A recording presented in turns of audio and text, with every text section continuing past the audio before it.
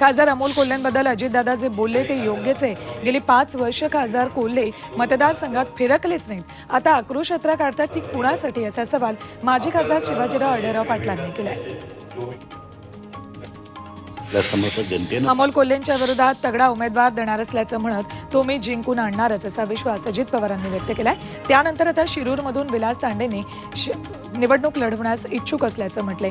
अजित पवारांनी संधी दिली तर खासदारकी लढणार अशी प्रतिक्रिया विलास तांडेंनी दिली।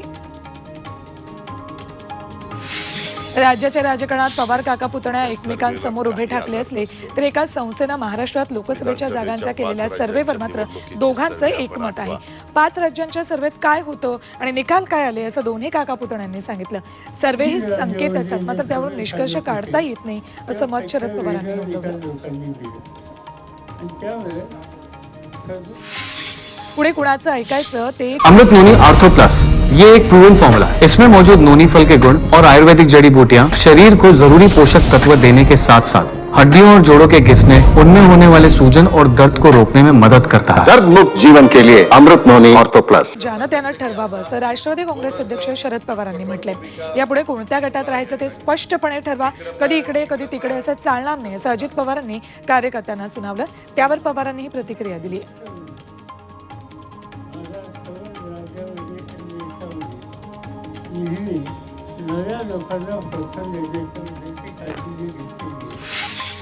राज्याच्या प्रत्येक शहरात स्वच्छता मोहीम राबवणार अशी माहिती मुख्यमंत्र्यांनी दिली। मुंबई स्वच्छ करताना ठाणे जिल्हाही मागे राहणार नाही असं विधानही त्यांनी केलंय। कल्याण महोत्सवाला काल मुख्यमंत्र्यांनी भेट दिली तेव्हा ते बोलत होते। कल्याण डोंबिवलीमध्ये विकास कामांना निधी कमी पडणार नाही असं आश्वासनही शिंदेंनी यावेळी दिलं। मावळ लोकसभा मतदारसंघाच्या जागेवरून महायुतीत वाद होण्याची शक्यता आहे। भाजप नेते आणि माजी राज्यमंत्री बाळा बेगडे यांचं उर्से टोलनाक्यावर भावी खासदार म्हणून पोस्टर लावण्यात आले। शिवसेना शिंदे गटाचे श्रीरंग बारणे हे मावळचे विद्यमान खासदार आहेत, तेही पुन्हा लोकसभेसाठी इच्छुक आहेत। तर दुसरीकडे अजित पवारांनी देखील या जागेवर दावा केलाय। रत्नागिरी सिंधुदुर्ग लोकसभा मतदारसंघ शिंदे गटानं दावा ठोकलाय। या मतदारसंघातून किरण सामंतांना निवडून आणा अशा सूचना उद्योगमंत्री उदय सामंतांनी कार्यकर्त्यांना केल्यात। त्यामुळे ठाकरे गटाचे खासदार विनायक राऊत आणि उदय सामंतांचे भाऊ किरण सामंत यांच्यात लढत रंगण्याची शक्यता आहे। आपण पुण्यामधून लोकसभा निवडणूक लढणार नाही असं उपमुख्यमंत्री फडणवीसांनी स्पष्ट केले। ते पुण्यात एका कार्यक्रमात बोलत होते। अर्थात मी विशेष प्रेम म्हटल्यावर दुसऱ्या दिवशी बातम्या छापून येतात की मी पुण्यातलं लोकसभा लढतो। पुरंदरचा एअरपोर्ट झाल्यावर पुणे हे भारतातलं नवं डेस्टिनेशन होईल असं देवेंद्र फडणवीसांनी म्हटलंय। तसंच पुरंदर एअरपोर्टसाठी जागा देणाऱ्यांचा फायदाच होईल असंही महत्त्वाचं विधान फडणवीसांनी केलंय। तोपर्यंत पुण्याची पुढची ग्रोथ होऊ शकत नाही। अयोध्येतील राम मंदिराच्या लोकार्पण सोहळ्याला उद्धव ठाकरेंना निमंत्रण द्यावं असं त्यांनी काय केलंय? केंद्र सरकारच्या दृष्टिकोनातून ते VIP सुद्धा नसतील म्हणून कदाचित त्यांना निमंत्रण नसावं असा टोला गिरीश महाजनांनी उद्धव ठाकरेंना लगावलाय। आम्हाला मंबाजी बोललात तर तुम्हाला आबुराव बाबुराव बोलू अशा शब्दात भाजप आमदार शेलार यांनी ठाकरेंना टोला लगावलाय।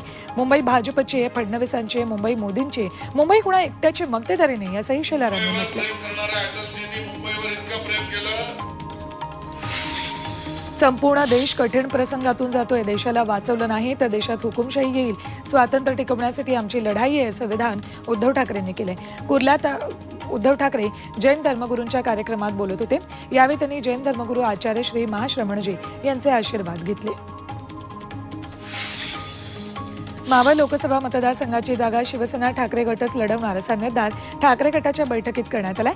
मावळ मतदारसंघाकडून शरद पवार गटाकडून अद्याप कोणतीही मागणी आलेली नाही अशी माहिती ठाकरे गटाचे उपनेते सचिन अहिर यांनी दिली। संभाजीनगरात ठाकरे गटातच गटबाजी समोर आली। लोकसभा निवडणूक कोण लढवणार यावरून अंबादास दानवे आणि चंद्रकांत खैरेंमध्ये जुंपली। आपल्याला संभाजीनगरमधून लोकसभा लढवायची इच्छा आहे असं विरोधी पक्षनेते दानवे यांनी म्हटले, तर मीच खासदार व्हावं अशी जनतेची इच्छा आहे असं चंद्रकांत खैरेंनी म्हटले।